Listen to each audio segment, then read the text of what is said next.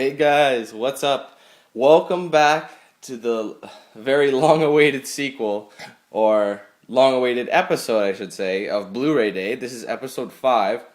Now, I'd like to point out that the Blu-rays you see in front of you have not been purchased today. Only a select few have been purchased today and, I guess, a couple days ago. But since people have been asking, there's not much going on in July, as I said.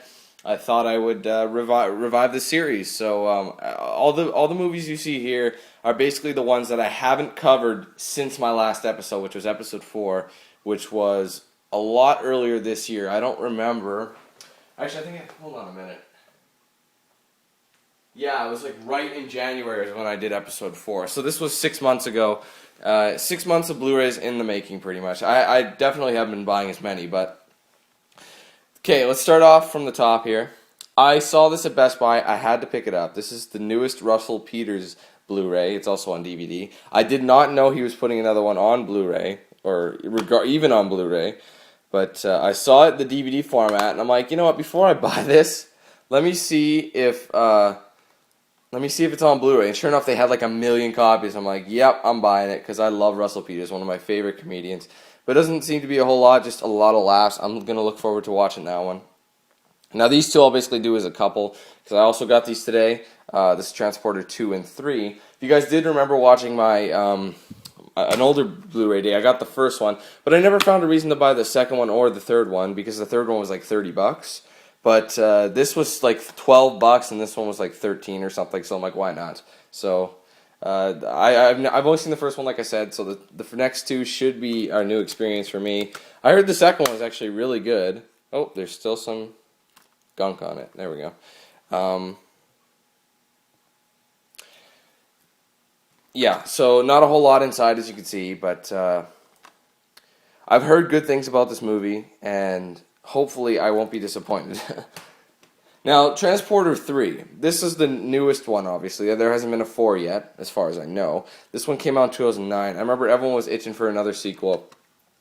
I heard it wasn't... Oopsie jeezy. Gotta flip those.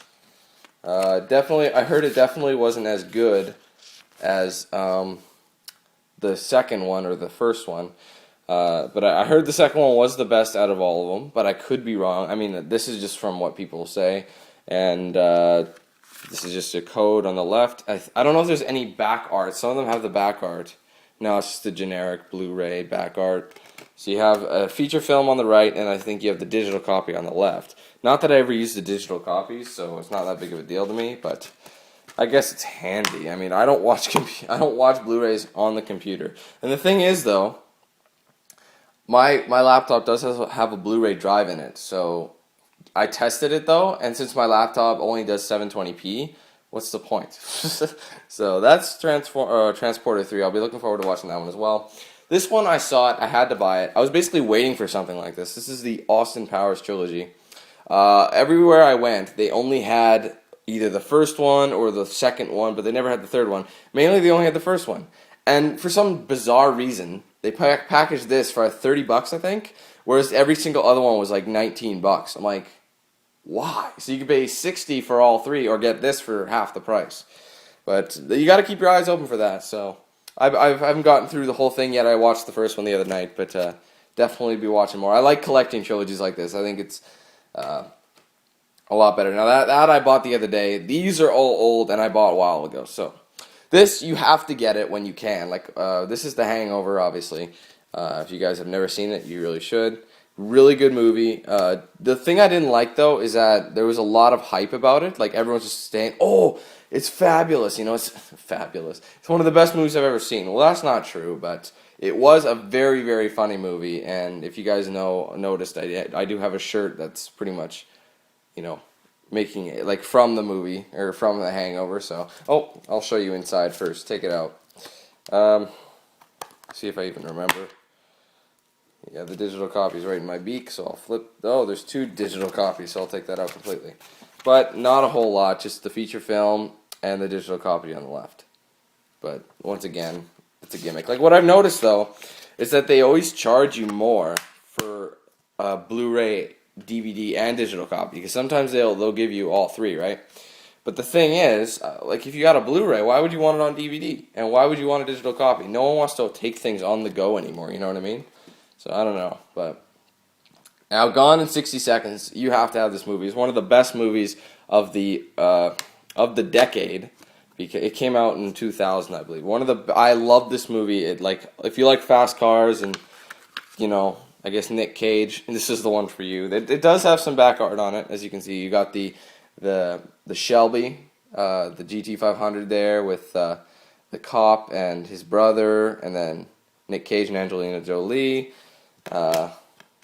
Definitely a great flick. I knew it had to be a part of my collection, so can't even remember which one it was in. Okay, we'll put it like that.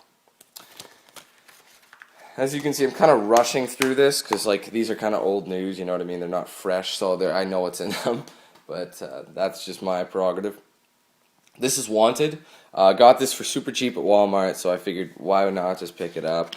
Definitely a pretty good movie. A lot of people didn't like it, and I get why, but I fairly enjoyed it. I like the storyline. I like their power, so to speak. And if I'm not mistaken, this was inspired by another film or a book. I don't remember what it was, but I did play the video game for this that released in 2009, and that thing was pretty shitty, I'm not gonna lie. But pretty generic. You get a nice slipcover with the 3D, the bullet's kind of, indented, you can see that, or whatever you want to say. You guys know that I kind of like those slipcovers, they're pretty neat, just a nice way to dress up the Blu-ray or whatever it is.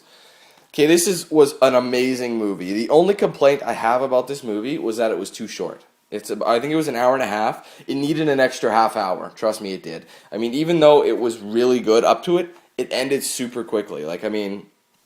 There was so much leading up to it, and you're just like, oh man, this is just a phenomenal movie. And then all of a sudden, he gets the job done in a matter of 15 minutes. So something that should have been a little longer ended pretty quickly. But however, it was an amazing movie.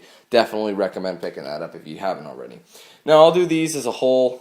These are the Fast and the Furious, all 4 movies. Basically at the time, this one didn't exist. I mean, it did exist, but I couldn't find it. So this is all I could find. The first one, the third one, and the fourth one. First one was great. Third one was pretty good. The fourth one wasn't that good. I felt like they kind of strayed away from their roots, you know what I mean? But, however, they were good. And then finally, I called them, and I'm like, do you have this in yet? They're like, yes, we do. So I went over and grabbed it. And the thing is, they marked it up. They marked it up because they knew how much in demand it was, because this was my favorite one out of all of them. I don't know why. I just liked it the best. But the funny thing was now, I look, all 4 of them are $10. I was like, oh, my God, you kidding me? But regardless, I still am glad I have them. Now, if we open them up, I don't think there's too much. No, it's just telling you, see that you have another, it's a DVD copy as well. It's Blu-ray and DVD. I think all of them come with that, and then more movies from, oh, that's a digital copy, excuse me. Yeah, and then for Fast 2, Too Fast, Too Furious, I think it's the same thing. All the same, it's just same color with the little advertising. I think they're all like that. Yeah, this one's got the orange color. And that, and same thing, nothing new. And then this one's got the red color. Oh no, this one's blue as well. Okay, you think they'd be red because this thing's red, but they flipped it. But this is the newest one. Actually, no, it's not. Fast 5, I haven't seen it, but I heard it's pretty good, so definitely want to take a look at that. Now, first things first. Finally, this last one. Don't take this seriously, guys. It was kind of a joke. This is The Wizard of Oz. I never bought this. Back in, when was it? I think it was January around there, when I was seeing this one girl. For my birthday, she got this for me because we kind of had a running joke with it. I don't know, I would make fun of the Munchkins and things and sing the, the Lollipop Guild song. I'd love it. I just, because it would annoy the hell out of her, so I just sing that, and I don't know, she kind of just picked it up. It's a really cheap movie, honestly. It is HD, but they obviously didn't have the technology back then to make it widescreen. So it is in 4:3 ratio, but it is 1080p, you know what I mean? So it's not widescreen, but it's 1080p. But this is a classic. This movie is old, man. This came out in 39, I think. 1939. And the first color movie ever. What they actually did, fun fact, if you didn't know about this, this movie actually wasn't shot in color. But what they did was they actually painted the frames. I'm not even kidding. They painted them. So that's why she goes from black and white and steps into this wonderful world of color.